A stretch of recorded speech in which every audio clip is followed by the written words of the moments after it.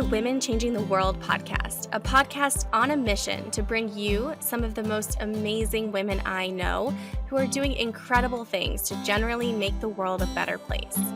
From corporate sustainability to straight up magic and everything in between, you'll meet the real-life humans who are birthing the new.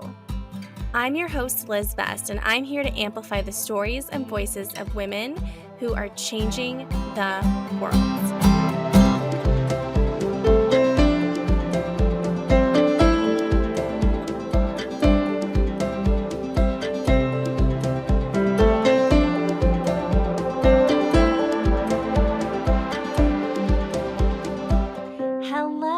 Welcome to another new episode of the Women Changing the World podcast. I am so excited to be here with you today with this very special episode in honor of our 1-year anniversary.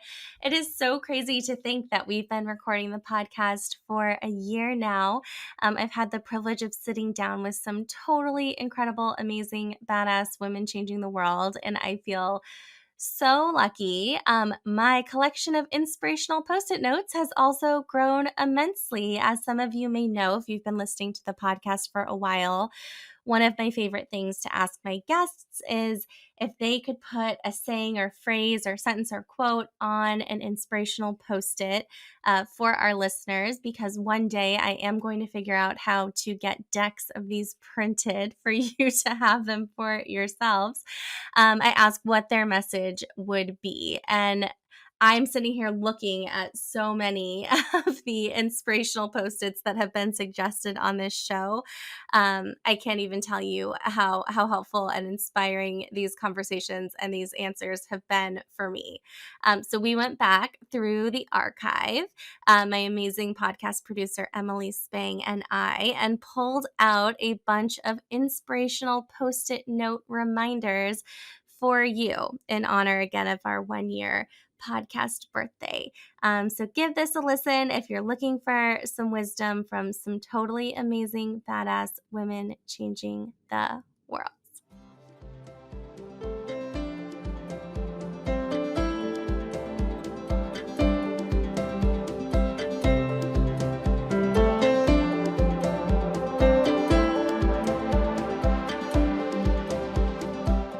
Every day in every way, I'm getting better and better. And so, no matter what happened today or yesterday, it's part of me growing and learning and, moving towards creating that life that I love, moving towards the life of my dreams. Everything, even the things that don't seem like it, or even the negative things, it's all part of this beautiful recipe that is me. And every day in every way, I'm getting better and better. And that helps me also to not be as hard on myself and know that every little bit, every forward step, every backward step, every sideways step is part of who I am and is making me stronger and getting me closer to where I want to be. Oh, Liz, how do you pick just one? There's so many to choose from. So I refuse to pick one because I have two that I just cannot get by. I can't get by without saying both of them.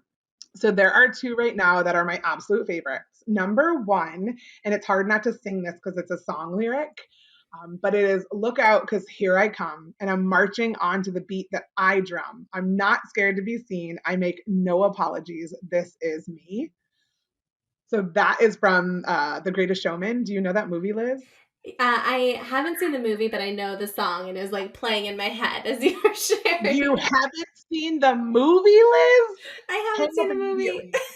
Hang up immediately. That is your homework assignment. You need to go watch this movie. Yeah, so that's from The Greatest Showman, and it's a song that I use in breathwork a lot because it's really powerful. And my kids and they know it as well. But it's just a really, really good reminder to go, there's no apologies necessary for who you are, right? Be your beautiful, authentic self, because that will not be wrong. It will not be wrong. It will not be harmful to anyone else if you're truly living into the joyful essence of your own being. And the second one, though, I would be remiss if I didn't also tell you this one. So this is scripture from the book of Psalms in the Old Testament of the Bible. So obviously a historical text that's been around for about 2,000 years. So in the book of Psalms, and there's a version, we call them translations if you're not familiar, but because it was originally written in Hebrew and Aramaic, the English version, there's tons of translations. And so there's one called The Message, which is in kind of modern day speak. And I love that powerful translation of the Bible. And there's a verse that says, it's very simple: light, space, zest. That's God. I just love it. I get goosebumps almost every time. And I'm like, if you don't know anything else about the Bible or about God, like I love that representation of who he is, because it reminds me of how I interact with God as the rhythm of this universe. The energy that pulses through the universe is, right? Light, space, and zest. That's God. So that's my second one. I would say you help them get there, but you're not responsible for getting them there. I think that we, especially as women, carry a lot of burden on helping someone see something through or get to the end result that they crave, when really your job in someone's life or business or whatever you do as a career is just to help them along the way. You're not responsible for getting them to where they're looking to go, if that makes sense. And then another one, I would say, this might be, it's just 2 words, but it counts, right? It's just jump in. It's just do it. Not to steal that from Nike, please. I know Nike has trademarked that, but the just jump in, go. I think we wait for whatever, right? When really we're just prolonging the inevitable. Just go for it. Okay, so this was difficult for me to answer because I am through and through a Sagittarius rising. But I think for me, it would be rule number 1, you got to have fun. That's it. Like, I know it's triggering. I know we can't have fun all the time, but can we? I mean, one of the Post-its I have on my desk right now says yes to fun and changing the world. So Yes. Okay, this is so aligned then. How perfect. I have a lot, and I'm going to try to get this one right. I don't want to misquote it. This is one that has been just really standing out to me lately. I think this is my niche. Beware that when fighting monsters, you yourself do not become a monster. The reason why I'm choosing that again is because I think that right now we're living in a time where we're told, like, fight the bad guy, and every week there's a new bad guy to hate. There's somebody new, like they're the enemy, they're the wrong one. You're right if you live this way, they're wrong because they do that or don't do that.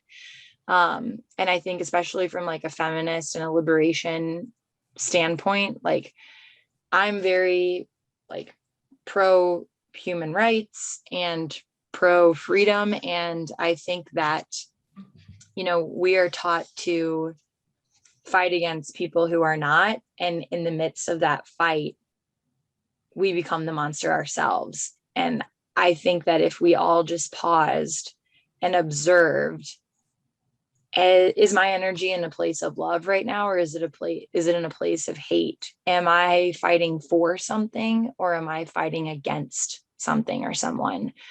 Don't become the monster that you're trying to fight. I just think it's such a great like checkpoint for, where's your energy right now? Because if it's negative, if it's bad, then like maybe you should look into that. That's probably not healthy. I would say the one right now, it's tied to my philosophy that like kindness is free. And I feel like we need that more now than ever. It's from Lizzo. yes. And it's, if I'm shining, everybody's going to shine. And I fully believe that. If you work on your own happiness and your own joy and what makes you feel good, people around you are also going to want to do that. And you will reflect light on others and they'll reflect light on you. Mine are very simple. The first one is you're a badass boss. Love it. The second is you love to public speak. I'm an introvert. I like to be in my cocoon. The idea of being on a stage is like, and yet I love it in a weird, scary way. So I have that posted to look at it when I'm doing my calls, my meetings, especially for corporate. I'm like, want to hold space and command the room. I'm like, yeah, I love to public speak. And I look at those two Post-its every day. Yeah, I think without a doubt it would be you deserve to take up space. I love it. As you said that, I was like, that's going on the Post-it note. I'm sure I've written it on many Post-it notes. It would have to be very small type. But I think the words that keep on coming back to me, especially over the past year, were the incredible kind of words of Sonia Renee Taylor, the author and activist and poet, and kind of what she wrote about the coronavirus pandemic. So she said, we will not go back to normal. Normal never was. Our pre-corona existence was not normal other than we normalized greed, inequity, exhaustion, depletion, extraction, disconnection, confusion, rage, hoarding, hate, and lack. We should not long to return, my friends. We are being given the opportunity to stitch a new garment, one that fits all of humanity and nature. And I just think that is so powerful, this idea that we're, we have this incredible opportunity right now. And I feel like the world is just racing to just get back to normal. And yeah, I really don't want us to forget what we just went through over the past 18 months. And the lessons that we learned and the things that we learned were possible. One is that it's based on this idea that everybody that you look at who is doing the things that you want to do or has accomplished the things that you want to accomplish, they all have this in common. They decided, they began. So one of them would say, just decide, begin. Because we spend so much time in indecision and in thinking about the thing and in like all of the different ways that it could go. Just freaking decide. You can pivot later. You know what I mean? Decide, begin. That is magic. And because that is such a doing thing, I think the other one would balance it. And the other one is what I've been really working with over the last 2 years as I've been working more in the art of receiving and the power of pleasure and divine feminine. And it is, let it be enough. Let it be enough. Let your effort be enough. And this doesn't mean give up or be lazy or, though I think we could reclaim laziness too. But know that when you've given everything that you have to give on something, even if you can recognize that it's your 90% and not your 100, for the love of God, let your 90% be enough. You know what I mean? Because I guarantee, no one else is ever going to know that it wasn't your 100. And, if you ever get to giving 100 to everything all the time, you have freaking arrived and you should just die at that point. You know what I mean? The pursuit of perfection is I think, an ideal that we will never actually reach. And so one of the greatest practices that we can have for actual contentment and to revel in the abundance that's already present is to let it be enough. What's meant for me will be for me. And more importantly, what's meant to miss me, let it. Yeah, so that's a good question. I'm going to steal one from these women who I was on a panel with who own it's like a wine subscription business. It's called the Sip Society, and they were asked that question. And I actually, after she said it, I wrote it on a Post-it and put it on my desk. The quote was, "But what if it does work?" And that's it. And it's like when you're thinking through all these things, and especially as you're building a business and you're like, oh, I could do this, could do that. It's like you have the no on your, you have to think through what if it doesn't work? But I love this, the positivity and the thinking behind well, what if it does work? What would that look like? And what would happen? And all of the questions that follow. So that's what I have on my desk right now. Yeah, so I thought about this one. I have two. So I've been reading some of the leadership books by Brene Brown, and I love this quote from her that says, "Choose the great adventure of being brave and afraid at the exact same time." And I love that because I think, I think it's so easy to feel afraid and to not want to take action, or to feel afraid, and so you remain, quiet and locked inside of yourself. But I think, we really see the great results and growth of our life when we are brave in that same moment. Oh, well, Liz, it was your Post-it note to begin with, but what if it's easy? We'll just bring it back to that. It doesn't have to be hard. What if it's easy? I would write, "You're doing great!" Exclamation mark, exclamation mark. Because I think a lot of people who work in sustainability hear a lot of no's all day, and they hear a lot of like, maybe later, it's a challenging line of work. Like, you don't leave every workday feeling like you made an impact, you made a difference. Like, more often than not, you're kind of wrangling internal, journeys and whatever. It's hard work. It's frustrating. It's demoralizing, kind of on a day-to-day basis. You don't get to celebrate a lot of milestones and victories, I think, maybe the way other career paths do. So I would say just the fact that you're here is great, for everyone listening and trying to make an impact in their own lives. Like, you're doing great. Thanks for thinking about it. You're making a better impact than if you were doing nothing.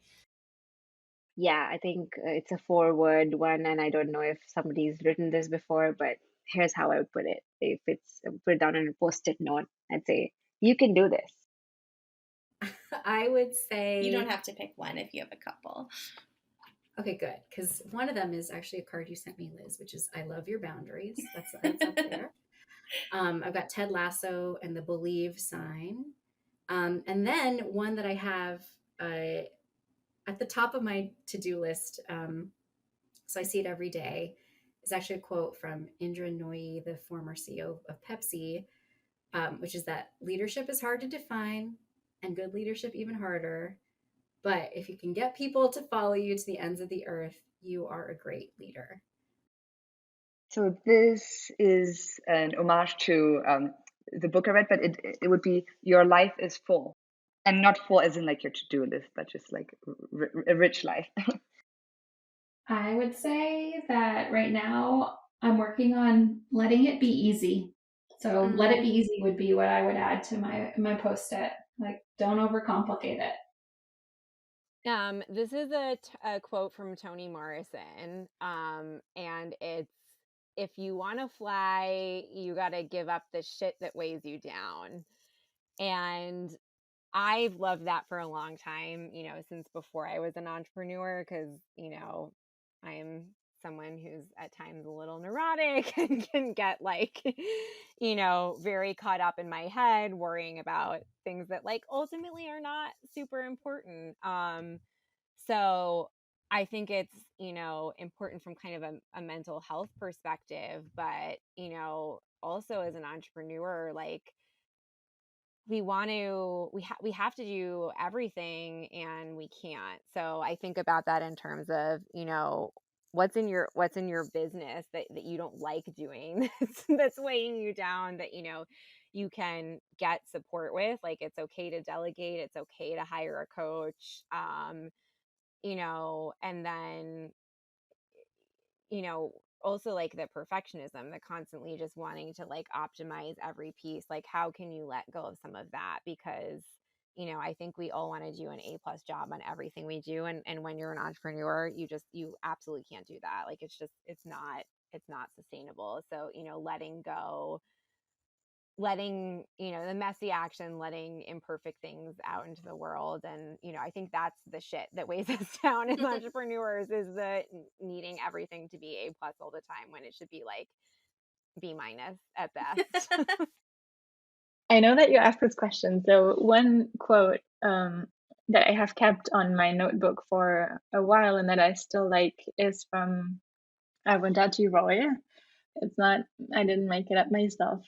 But it reads, "A new world is not only possible, she is on her way. On a quiet day, I can hear her breathing."